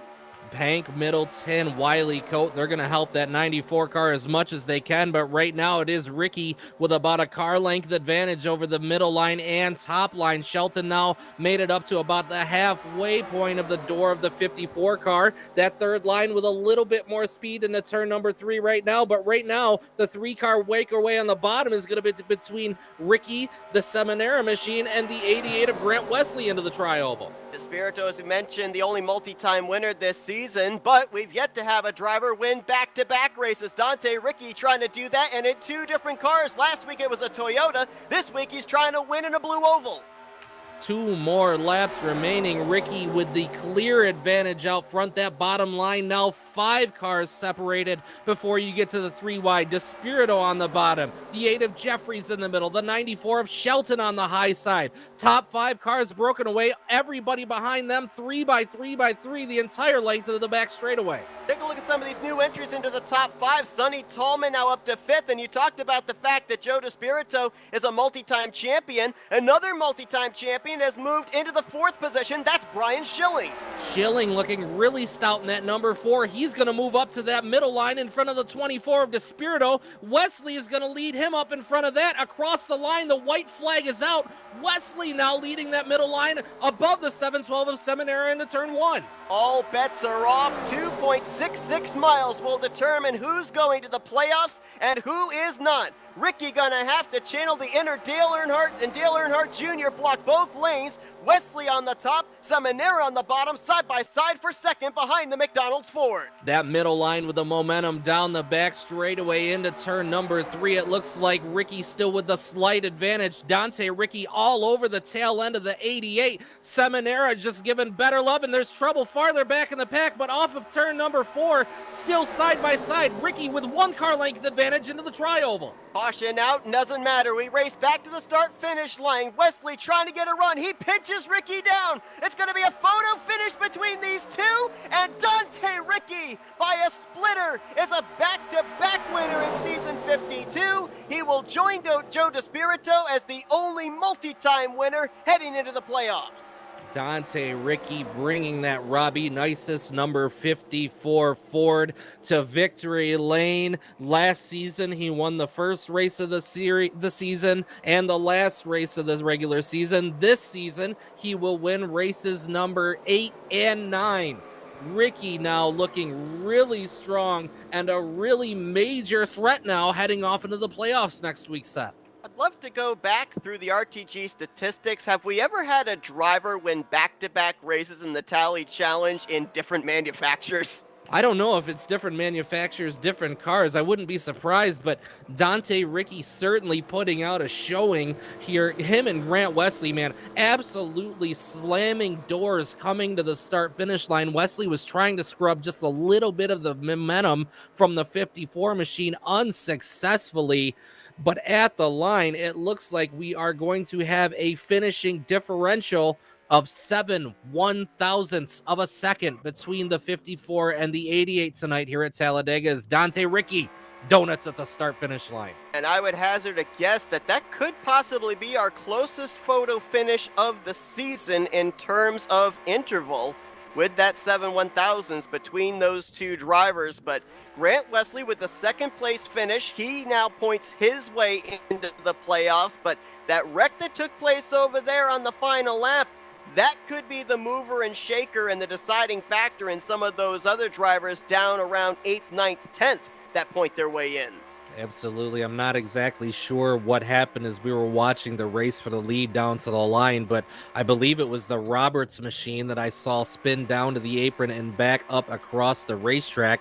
It happened about the midpoint of the pack. And Seth, we know there was a lot of drivers back there that were really trying to battle for position. So we'll have to see how those points shake out once we have the unofficial results uploaded here in just a moment. This wreck might have started over in turn 3. It didn't end until we got over maybe to the center of the trial. Well, there's the contact. Roberts getting hit from behind by Bernie Mobbs. Richard Martin's collected Jerm Lewis up into the fence. And then we had cars flipping and barrel rolling. Gary Hurst, I believe that's Dave Cannon in the 3. Billy Elliser in the 26. Rodney Sullins. Richard Martin. Cy Jones, just a littering of cars all the way into the entrance of the tri-oval. It doesn't look like to me, with the possible exception of the 616, that it was any driver that might have possibly been in jeopardy of falling out of the top 10 in points. I would wonder about the 90 of Bernie Mobbs, because let's not forget, that caution came out before they came back to the start-finish line to complete this race. If the wreck is called on him, that might actually put him EOL on the field. Yeah, that would be indeed the case. Were this incident to be on the 90 car, that would send him to the tail end of the pack. So notably, Seth, I would just like to point out Chris Emery and Jerm Lewis, as a result of that last incident there, Emery gonna finish today in 28th. He came into tonight 7th place in points. So that's going to be a big hurt for him.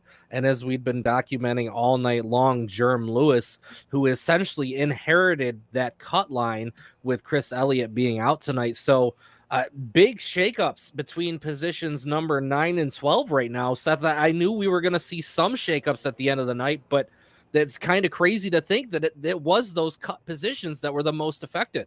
And the two drivers that those teammates, the 222 of Emery and the 616 of Jerm Lewis, had to worry about, Tim Nofsker and Hank Middleton, both will finish unofficially inside of the top 10, Middleton in 6th and Nofsker in 10th. The question is, did they do enough to wrestle those final 2 top 10 spots in the standings. Yeah, and we will have to see. It doesn't look as though the unofficial results have been updated quite yet.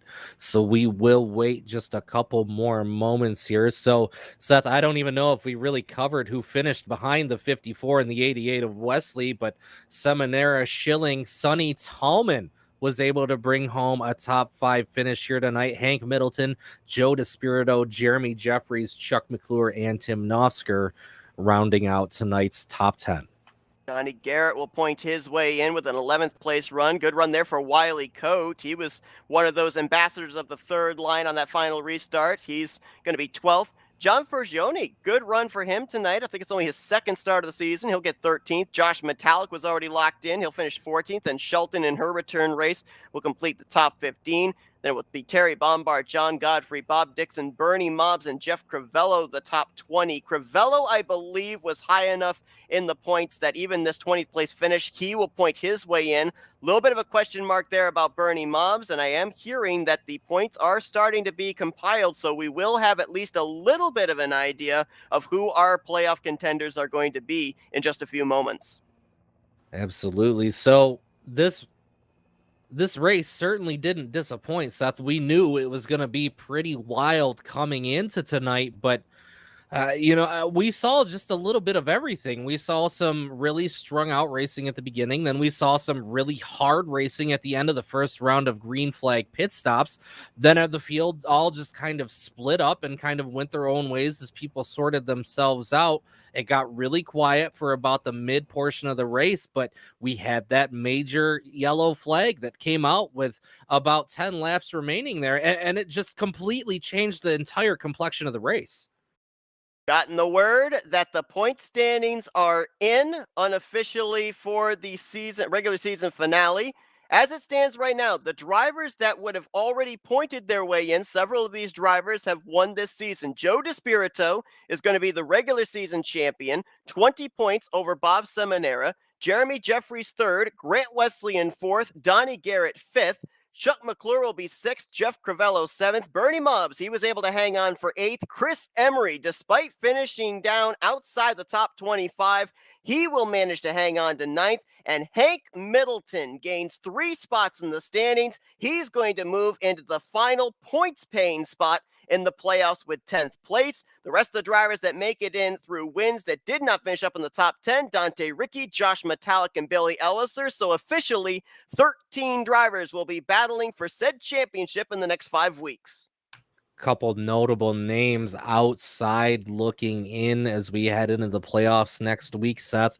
Tim Nofsker, Jerm Lewis, Chris Elliott, drivers who all had exceptional seasons, but just couldn't find luck falling their way at all. Now, Jerm Lewis, as we had documented all race long, came in with a very real shot at the playoffs, but the way that the timing of those yellows and that pit road penalty played out for him just wasn't the race that he wanted to see here for the end of season number 52. Now, not to take anything away, though, because if we look at the accomplishments of that 616 this season in comparison to last season, a complete turnaround from what we saw, as we saw Jerm Lewis just starting to get his footing, and we saw him, kind of come into his own here in season number 52 and really make a statement.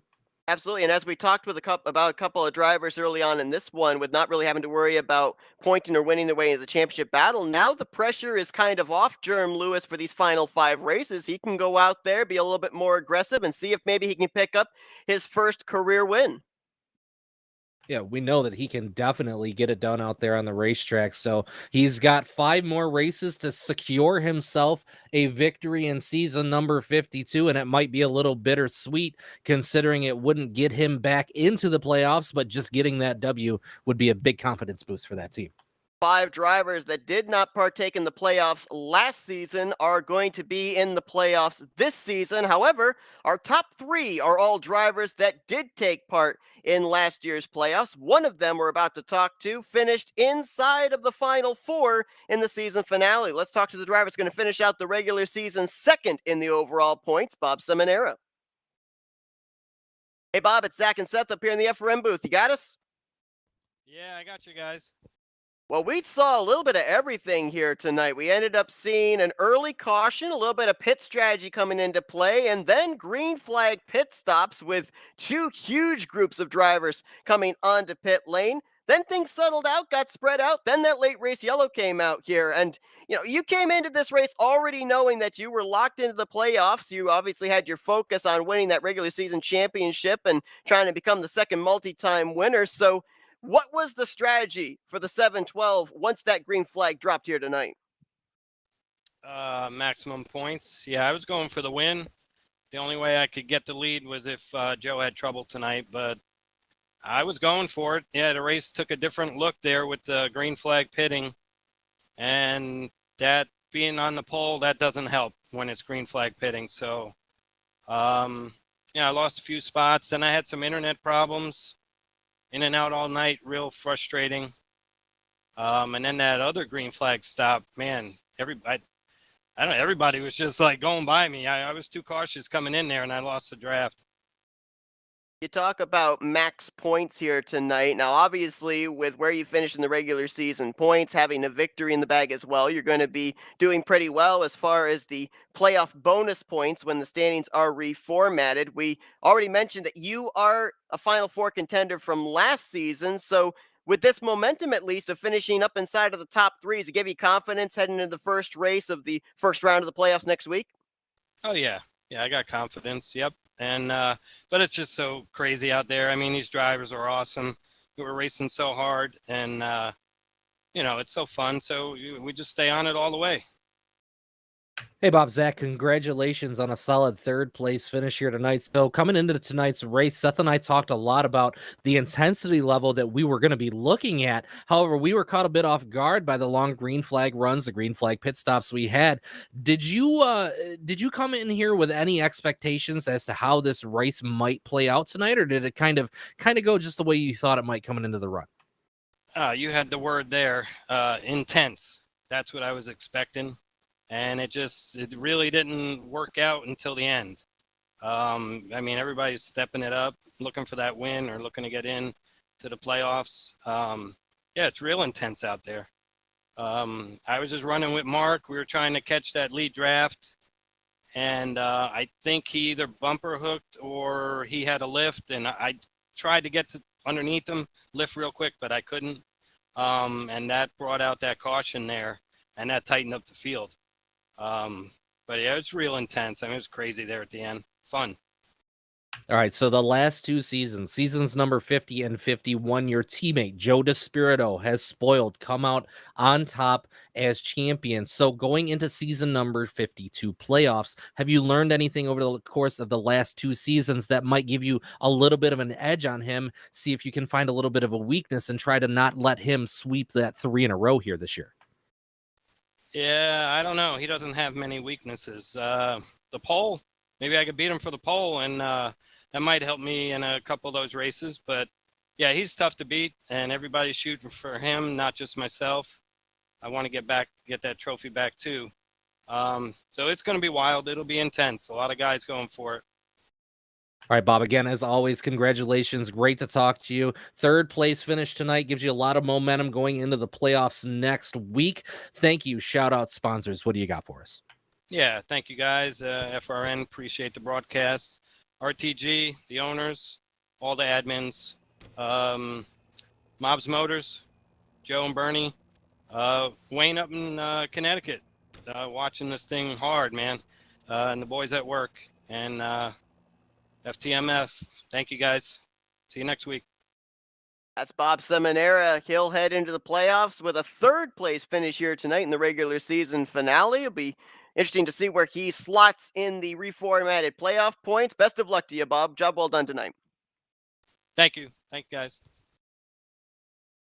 Of course, Bob Seminara, the only other driver besides Brian Schilling and Joe DeSpirito that has two championships. His last championship trophy earned back in season 49. Let's see if we can now get our second place finisher, Grant Wesley.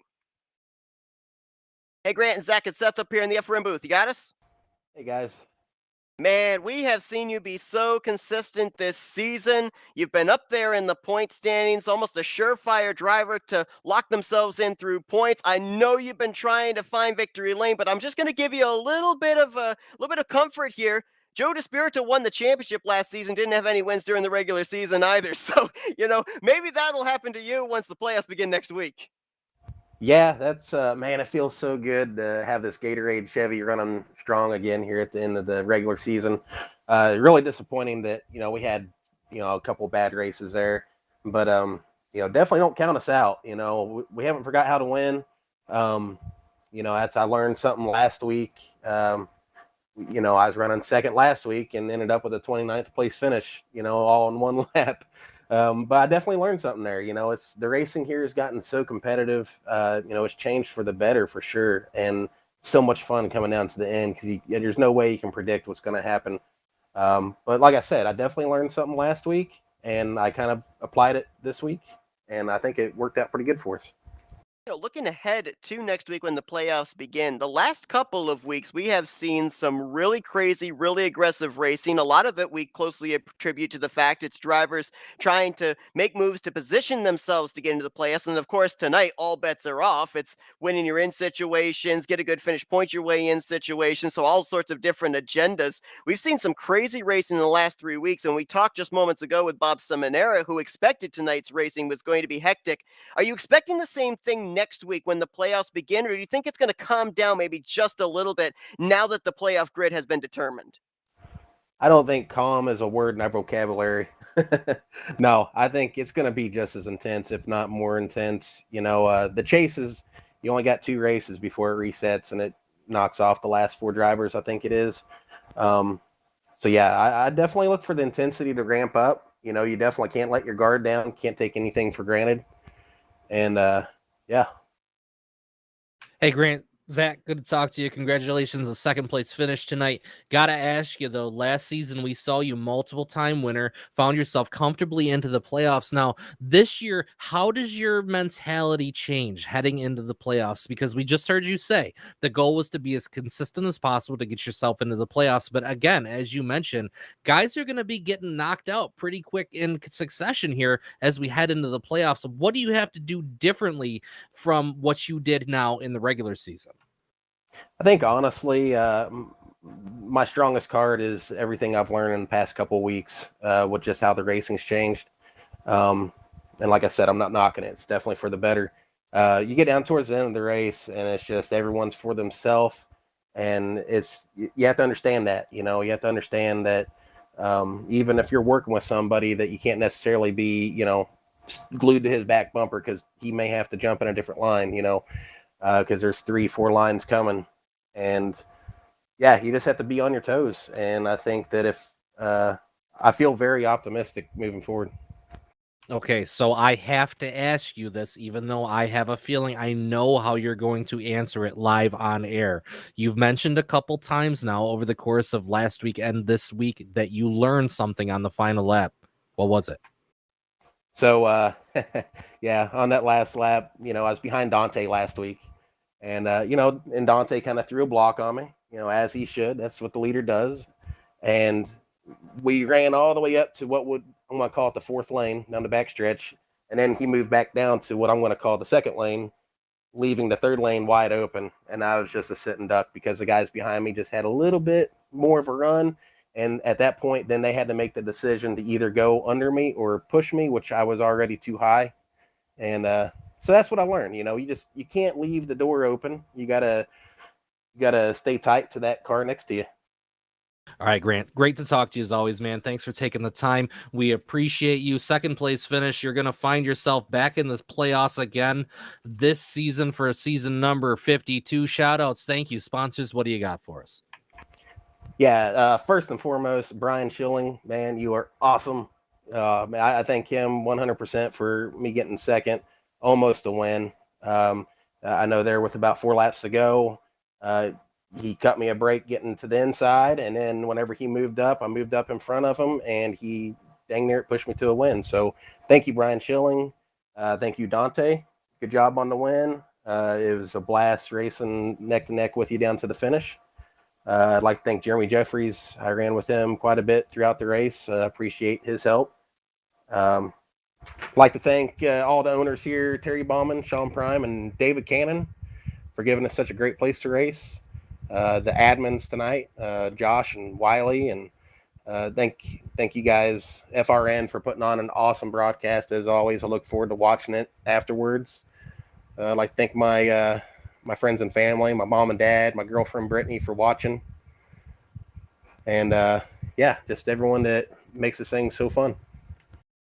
That's Grant Wesley, second place here tonight, heading into the playoffs. Still looking for that first win on the season, but you kind of get the feeling it may end up happening even as soon as next week. Congrats on a great run here tonight, Grant. The momentum certainly looks good heading to the playoffs. Good luck.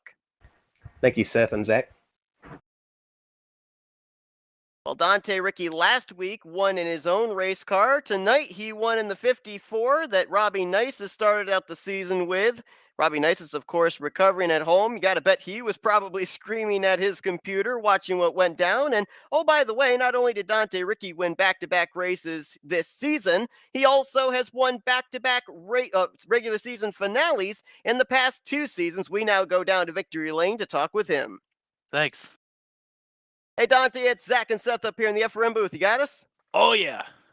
Man, I asked Zach, and I would love to know the statistics on this. I'm going to be talking with Josh after this race to find out. I'd love to know if there's ever been a time that a driver has won back-to-back races in a season of the Tally Challenge in 2 entirely different cars and manufacturers, but you pulled it off here tonight. A second, a win, and a win in the final 3 races. You got to be feeling pretty good heading to the playoffs. I am stunned even to this very moment, Seth and Zach. I'm just absolutely amazed that we were able to pull that off. And, what a great way to be able to carry the number 54 tonight, especially to make sure that 54 car is in the race for Robbie. And boy, we got another good finish, and I couldn't have asked for anything better. Now, Dante, obviously, this win here tonight is going to actually propel you up to the 2nd seed as well. We ended up seeing you be really strong during the playoffs last season, but unable to make it into the Final Four. So does the strategy change up from last season to this season to try and maybe do something a little bit different to make sure you are in that championship hunt? Yeah, the atmosphere tonight really felt like a playoff race. And while my original intention was just to get to the finish, expecting only to have the one race win from last week, I'll tell you what, this is a lot more comfortable of a position going into our first round. But our work is cut out for us. We have a lot of work we have to do. It does not stop here. Our season is far from over, and we have to make it out of that first round. So top fives, race wins, consistency. That's what's going to make us a real key factor here in round number 1 and into round number 2 if we're going to have a chance to make it to the Final Four. It's far from over, and we are in a much better position now, having the way things went tonight. And honestly, I really was not expecting it to go this well tonight, but I was really amazed considering the intensity and the atmosphere. Really felt like a playoff race out there tonight. Hey, Dante, Zach, it's good to see you back in Victory Lane again, man, as always. Now, could you just give us a little bit of an inside look into Dante Ricky? Because we know that coming into the last couple weeks, you were really, really struggling to kind of try to get yourself back into a point in the points where you could really contend for this championship. Because up until a week ago, it was looking as though you were going to be kind of stuck in that 11th to 20th spot in points on the outside looking in, and you just pull it off 2 weeks in a row. What kind of an up and down season has this been for you? I got to tell you, Zach and Seth, both of you, the interviews that we've had after the past few races, that has provided some amazing motivation for me in this chase. Being able to knock off a top 5 2 weeks ago in the 54 car and going out there last week and winning the race outright and doing everything we could to get that race win, knowing that it still wasn't done and I had some work to do tonight. It is just, I can't imagine the way things went tonight to be this perfect. We were in the danger zone so much, and I really wanted to stay out of trouble. But sometimes if you sit down in your car at the beginning of the race and you think you're going to stay out of trouble, you can never be too overconfident out there. You're always going to have to be on your toes, on the edge, to make sure you miss the big crash, and your focus and awareness are as perfect as they can be for that night's event. And really, I go in there with a clean slate. Whatever happened during the day doesn't matter. Go out there, have some fun, enjoy the night, and stay focused at doing the task at hand. And the green flag pit stops, that was quite dangerous tonight. I had a lot of people in the lead draft who were great competitors. It was amazing to race with Chuck Mcclure tonight, and we were both pitted together, and it was a very key critical thing that he and I were able to draft up and get in line out of the pit stops. Same thing with Jessica Shelton. She drove an amazing race, and she was a factor all the way to the end up there on the outside, and she is doing a really good job. And one of these races she's going to get a win. She was in a good position at the end there up top, and the numbers weren't really there for her line. But I'll tell you what, I really don't like to stay on the inside line, but I had a lot of faith in the people around me. Bob Seminara was down there. Sonny Tallman was down there. Jeremy was down there, and Jeremy pulled a good block on the when he was in the race lead. He made a very good clean block to the bottom early in that after that last restart. However, as the race materialized, I had such a big run on the bottom, and I really wanted to make a move to the middle or top, especially there on the last lap when I knew that the outside line was coming. But sometimes the one chess move results in another chess move you have to make, and there's risk involved with any move you make or don't make. So I just had a lot of faith in running with the inside line, and I tell you what, I really had to make some moves to get to the lead. I made that big move to the inside line, and 5 laps later, sure enough, it paid off. And I really like to win races from the outside and middle as well. And that's really where the most challenging results come from, when somebody makes a move to the middle and they end up in the right place at the end. So, our work is still, we're not done. We got a lot of work to do, and, let's just stay focused. Hey, Dante, we got word at the beginning of the night that you would be taking over full-time responsibility of that 54 Robbie Nicest McDonald's for the remainder of season number 52. So were you to be able to persevere through the playoffs and bring home that championship, what sort of a driver salary bonus are you looking at? Yeah, that's the plan. We're going to go out there and hopefully get a championship here for that 54 car. And man, it's just an amazing honor to have the opportunity to drive for Robbie and still be and great support with my outlaw racing folks and colleagues and everyone who makes such a great experience for us. And Sonny Tallman is still my teammate, always will be. And considering that Subway car, Z's custom diecast car this week with Sonny in it, was in the top 5 for the end of the race, that's really good. Tremendous accomplishment for him as well. It's the same equipment that ended up getting the win last week, and Sonny's right on the doorstep too, guys. So watch out. Great to talk to you as always, Dante. Go ahead and celebrate in victory lane. Shout outs, thank you, sponsors. What do you got for us tonight? A lot of shout outs tonight. And man, I don't even know where to start here. So first and foremost, I want to thank my friends at Outlaw Racing, Sonny Tallman, and especially Sonny Tallman, Zach Stoltz as well, and Jesse Klein and Jonathan Feld, everyone who's raced with Outlaw before, Dylan Shaw, for really supporting the series and watching me get up to the front and do the absolute best I can every week. And we really enjoy all of your support and the ability to be able to still align with my team and also get to drive that 54 car. A lot of thanks goes to Robbie Nisus and all of his sponsors: McDonald's, Ron John Surf, Dodge, also a big sponsor this year. We got the second place finish in the Dodge, and it's kind of funny, I've been able to drive the Dodge, a Toyota, and a Ford this season. So it's been kind of back and forth for me, but really good opportunities and good sponsorship partners with Subway, Z's Custom Diecast, Coca-Cola, and McDonald's tonight. Also, big thank you to our RTG owners, our CEO, Terry Bauman, our owners, Sean Prime and David Cannon. David Bones really had a good run going, and I think he got a speeding penalty. Hey, Bones, I'll tell you what, stuff happens, but really good to see you out there tonight, and I'm sorry we couldn't get you that top 5 finish or the win for you. It's still far from over. We got plenty of time left this season. So, and thanks to Sean for cheering me on there on the broadcast. Really good to see that. And of course, to my family and friends, everyone watching tonight, thank you for all your support. It's just amazing to be in this position and have an opportunity to get into the championship chase once again and be a factor as we had hoped to at the beginning. Dante Ricky certainly knows how to end off the regular season with fireworks. Back-to-back seasons, he wins the regular season finale, didn't even start the first race of the season, and he is a playoff contender with his second straight win here in season 52. Congratulations there, Dante. We look forward to seeing you carry this momentum as you've yet in the last 3 weeks to finish outside of the top two. We'll see how you do as the playoffs begin next season. Good luck, or next week, I should say. Good luck. Thanks, guys. Great job tonight. A lot of fun, I'm sure. The task is done. The 9 races are in the books. We now know the 13 drivers that will be battling for the championship. But Zach, when we came into tonight's race, we talked about different drivers, different agendas.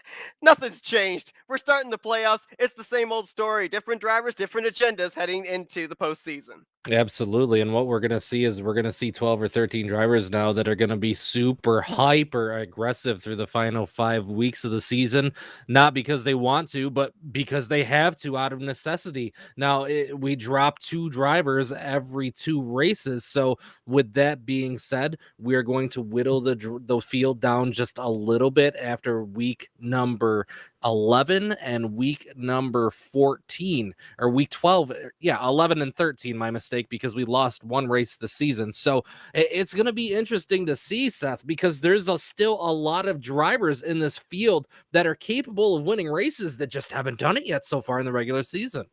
All right, let's do a little rapid fire of driver mentality heading into the playoffs because some of these drivers have been here before last season. Some of them have not. 75% of our final 4 are going to be in the playoffs here with the defending champion Joe DeSpirito, 2-time champion Bob Seminara, and Grant Wesley, who finished runner-up in the final 4 last year. So mentality for these guys heading into the playoffs. Win.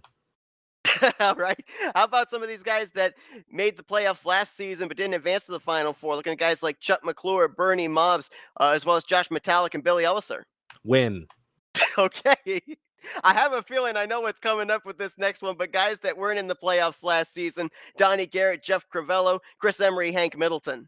Win and don't wreck, but most importantly, don't wreck, because as we've seen these last few weeks, as well as tonight, these big point swings, unfortunately, as we've well documented, we did lose Jerem Lewis tonight, a driver who was looking really stout. So now not only does the pressure amp up on you just a little bit more, because you're looking at cutoffs now every 2 weeks. You don't want to find yourself in those bottom 3 or 4 drivers there, because that's just nothing but added pressure. But Seth, the one thing I'm most curious about is to see if Joe DeSpirito can, keep up the seeming domination that he's had over the past couple seasons. Now, we saw him absolutely come to life last year in the playoffs, rattling off multiple victories after not being able to secure one the entirety of the regular season. But we know Bob Seminara, he's hungry to knock his teammate off the top spot there. He won it back in season number 49, as well as a handful of other drivers that we're looking at in contention for these playoffs, Seth.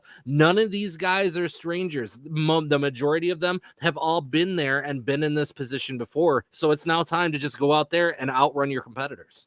Now, we don't exactly know, and we'll obviously know this when we get into the start of the playoffs next week. We don't know exactly how many drivers are going to get eliminated in this first round. Last year, it was 2 drivers that got eliminated at the end of round 1, with having 13 drivers that are going to be in the running for this championship. It's going to probably vary from last season as to how many drivers get eliminated. But as you said, win, that's going to be the key for pretty much every driver, because if you win next week, you're locked into the next round of the playoffs. Absolutely, because you don't want to be in race number, what is it going to be? You don't want to be going into race number 11 at a deficit because you have quite frankly, a bad opening week in the playoffs, because a bad week next week could realistically take you out for the rest of the playoffs, and you don't want to have to overcome that and have to overcompensate that in race number 11. So I think we're going to be able to, if the indicators from the last 4 or 5 races throughout this regular season number 52 have been at all a factor, I think we're just getting started, Seth. This is going to be a crazy season number 52 playoff. No doubt about it. A lot of different storylines to begin the playoffs, but the top one is that Dante Ricky heads in with the most momentum, winning the regular season finale. back-to-back victories heading into the newly formatted playoff standings. We'll be bringing that to you when we get ready to take the green flag next week to begin the postseason, the chase for the championship. But the stage is now set. Zach here tonight after 66 laps. Appreciate you joining me in the booth tonight. Thank you, as always, Seth. Everybody at Flatout Racing Network that makes the things happen. All the things that happen. Thank you all for giving me this opportunity. Thank you to all of the admins, race directors, owners, drivers with RTG, RTR Racing, and of course, you at home, the viewers. Thank you very much for tuning in. We hope you enjoyed it. We look forward to seeing you again for the first race of the playoffs next week. Thanks, Seth. Green flag going to be flying at 9 p.m. Eastern Standard Time next Thursday night as 13 drivers begin their quest towards the championship trophy for Season 52 of the RTG Talladega Challenge. For Zach Fremont, I'm Seth Cole. See you guys next week as we begin the playoffs here. You've been watching another broadcast courtesy of the Flatout Racing Network. This broadcast is the copyrighted work of Flatout Racing Network and may not be rebroadcast, retranslated, or used in any form without the express written consent of Flatout Racing Network and iRacing.com Motorsports Simulations. Flatout Racing Network would like to thank you for your support, and we hope you enjoyed tonight's broadcast.